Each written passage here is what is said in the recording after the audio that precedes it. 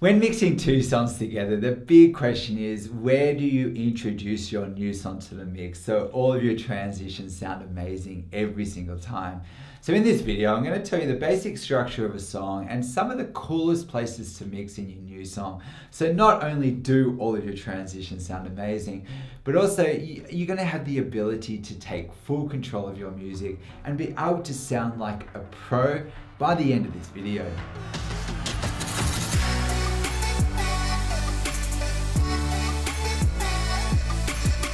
Now, without a doubt, when mixing two songs together, you want to be mindful of the choruses.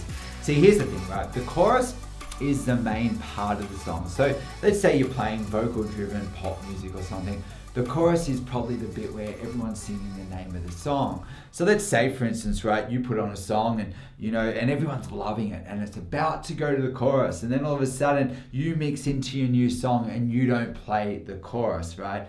People say all the time they just hate it when DJs do that. Now, in the DJ's defense, right, I guess I can understand it is fun to mix quickly, like constantly doing stuff. But when playing live, right, like when you're playing for yourself at home, have fun, sure. But when playing live, I'd say you want to be mindful of the choruses. Like if you go in and everyone's loving the song and you don't play the main part of the song, people can get really upset by that. And another thing that could happen is, say, sometimes for the deeper kinds of house, well, there might be a chorus where, like, maybe there's even something going on and there's a lot going on. The chorus probably for the deeper kinds of house is probably you look at the waveform, the thickest part, it's probably got the most bass, it's probably got the most layers. And all of a sudden everyone's dancing to it and having a good time, and you start mixing in your new song maybe early, and maybe the chorus is going like solid and you cut the chorus in half by swapping the basses too early, and then it's like the exiting song just drops out completely. Oh, sorry, yeah, the chorus is cut in half in a way, and then your new song comes in and maybe your new song's not even kicking in yet. And to be honest, as a DJ, we're all going to experience that at one point, especially when mixing without cues. You take a guess and you guess wrong, and you go put your new song on top like of the other song too early in the mix. So here's the thing, right? I would say probably one of the most common places that DJs mix, and the mix that works, and this isn't just beginner stuff, like DJs of all levels, is to come in after the chorus, because the chorus is not only the main part of the song, but it probably also does have the most layers. So when the chorus finishes, it probably literally drops off. So say into the middle of the song for the deeper kinds of house, maybe it drops off into a break, right? And by coming into that break, maybe I can keep the kind of energy moving by bringing my new song in and keeping that moving. Or if you decide to play the full song, probably near the end of the song, it starts peeling away in layers, which gives me a beautiful opportunity to come in cleanly. Now, that's the thing though, a lot of people say though, if I am coming in after the chorus, which chorus do you come in after? For instance, like, say for the deeper kinds of house, it might go like intro, sets up the theme, maybe a verse builds up a little bit to a chorus, right? Then maybe drops off into another verse or a breakdown, and then another chorus and then an outro.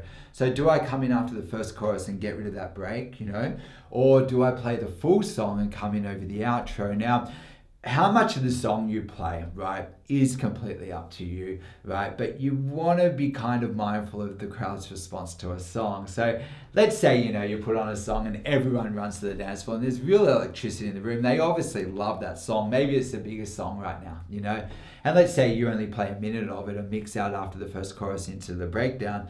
Well, sometimes people might be upset, and sometimes people might think the second half of the song is even better. And if you go in and mix too early and not reading the crowd properly, then the crowd's probably going to they'll probably be like, that kind of thing, it happens. But so in that case, if the song's getting a really good response, maybe I'll let the song go, like play the whole thing and actually come in over the outro. And I'll be honest, mixing over the outro is probably one of the safest mixes because there's no hidden surprises. But if you're always mixing over the outro and playing the full songs, and some of these songs could be 7 minutes in length, I'll be honest, right, it gets boring. And a lot of DJs that are just always mixing over the outro, I guess they've had some bad experiences mixing it to the middle, but you've got to have some courage with your mixing. And I'll be honest, I do like mixing into the middle. It means I'm kind of a bit more active. I'm mixing more frequently. I'm keeping the energy going on the floor. But I find that if I'm always mixing quickly, well then, to be honest, it sounds like I'm on too much coffee or something. And you know, what I found is sometimes putting in full songs, especially the ones that people are responding to, do balance out your set a lot more. So, but then again, if you're always playing the full songs, it's boring. If you're always playing half the song, it's quick. It is about finding that balance, right? And being prepared for anything. So anyway, okay, so let's start. Okay, so let's say then I've got a song playing here. And this song here, like I can look by looking at the waveform, these little dots down the bottom, they're minute markers. So I've got like, you know, it looks like it's nearly an 8-minute song. And there's a breakdown here in the middle, and that would be where the chorus drops off. Like I'll show you that quickly, have a listen. Right, so, well, and see with the choruses with the deeper kinds of house, they're not nowhere near as intense as like your EDM and the pop music. But you see it's dropped off there. And even though I've got a vocal there, right, that has dropped off the beat. So I could have my beat of my new song coming in there.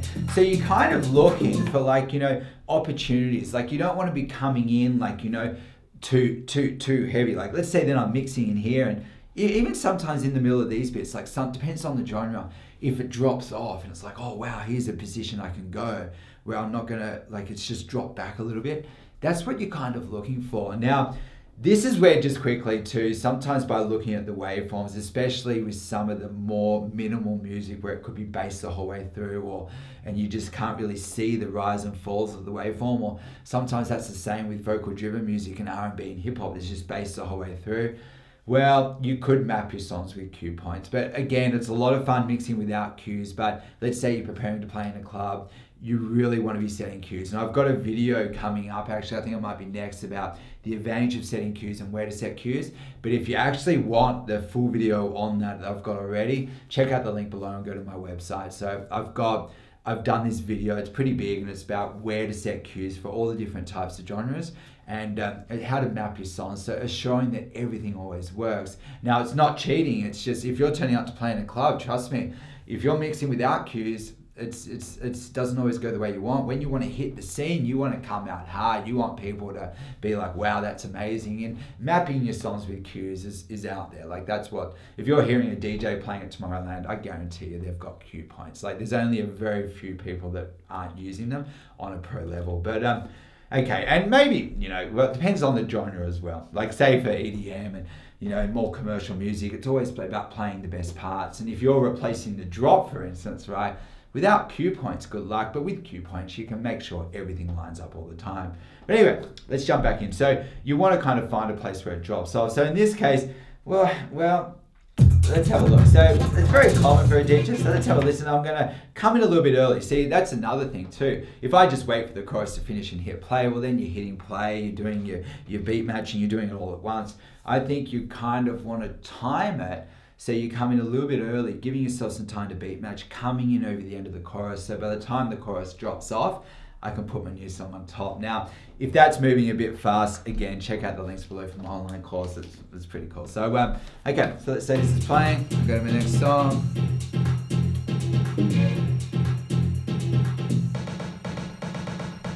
Okay. Looks like I missed that one, but that's matter. Okay. I'll come in on this one. I am mixing now, sort of. There we go. Okay.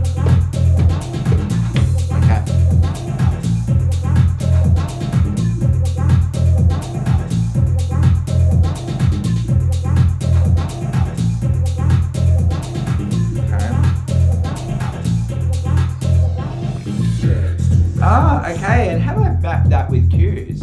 That's the point where it's dropping. I could have gone on that.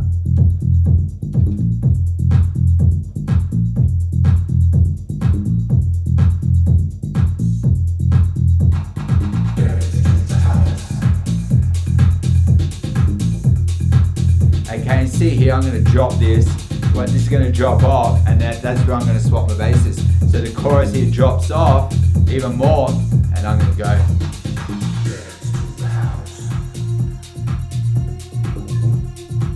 And if I wasn't sure what was happening there, I could loop that.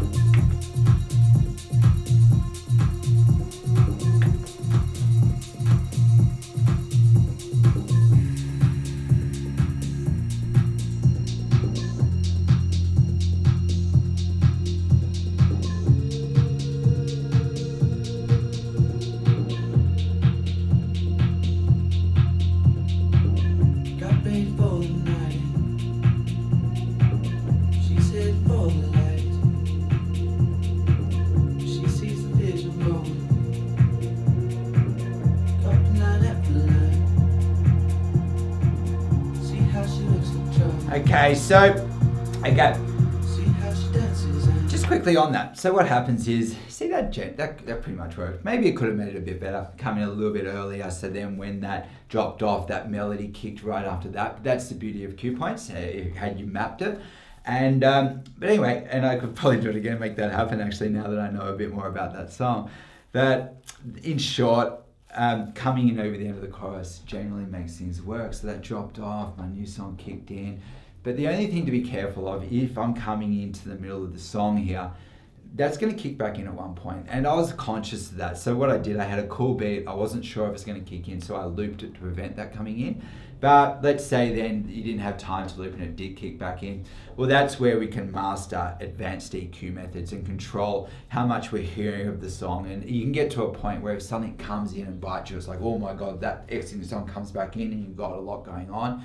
You can actually control it with advanced EQ methods. So I have all these videos around that. But again, if you're kind of new to DJing and you really want to take your skills to a next level, I'm sorry to do the promo, but I put so much into my course. I love it, right? Like, because I found, just going on a quick tangent, I teach a lot in Sydney and I've done a lot of one-on-ones, and I've found a way to teach people, and I get them club ready and we give them shows. And to be honest, the amount of people I've taught and how far they've gone on the back of the course, it makes me really, really proud. So I've kind of come up with my online course where I've packaged everything from that teachings that I've done, and I really have taught like a lot of people.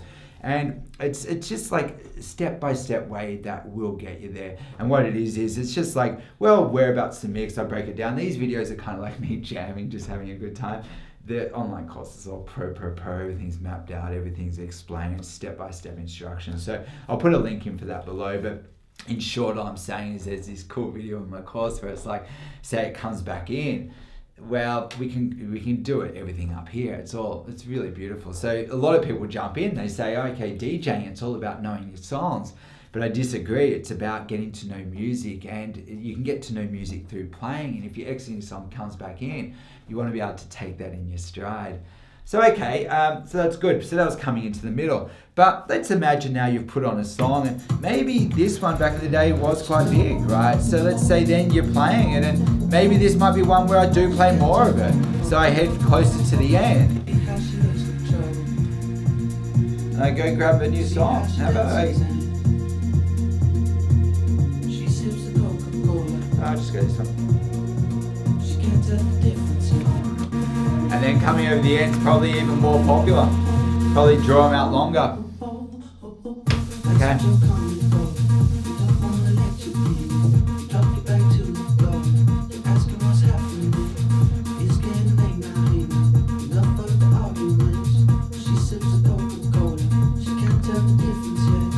That's what you're coming for, but you don't wanna let you in. Drop you back to the door. You're asking what's happening. It's getting late now. Enough of the arguments. She sips a Coca-Cola. She can't tell the difference yet.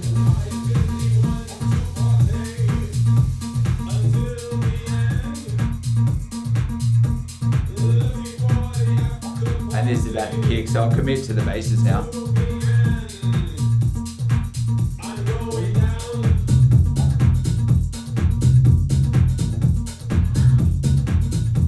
Okay, cool. And that's what I meant too, like I kind of timed that one so the chorus dropped off, my new song kicked in, and now it really comes down to how long you're playing together for. And I've really pulled this one back anyway with the EQ, so I'm blending it back. So by blending it back here, when I take out the volume, it kind of like, instead of disappearing, it's already on its way out.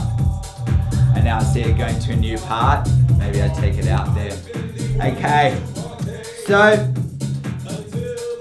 that's an example with the deeper kinds of house, like, and I'd probably apply that to all the genres, so just coming in after the chorus. So in short, I think when mixing anything, right, you want to try and time it that you come in after the chorus. But how, like, you know, instead of just the chorus ends and hitting play, I probably would give myself some time to beat match, and I'd come in over the end of the chorus. And then once you come in, say the chorus drops off, I swap my basses, put my new song on top. Then the real question, I guess, is how long do you leave the exiting song in the mix for? and that can depend on genre to genre. So for instance, when doing the deeper kinds of house, you can probably draw out your transitions longer and control how those songs sit together with you know, the EQ and potential loops to draw out your transitions.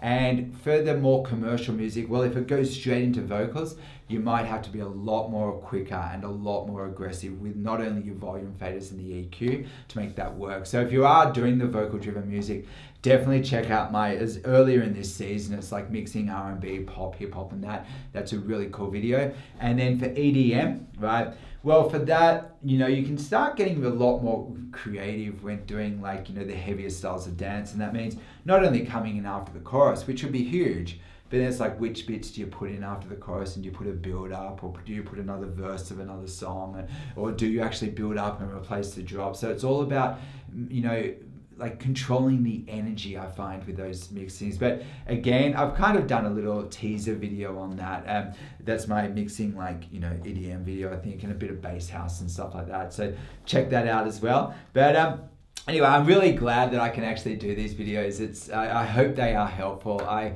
actually love what I do a lot, and I guess I'm lucky to be able to do what I love. So thanks for watching. Please subscribe so you never miss a beat, and I'll see you in the next video.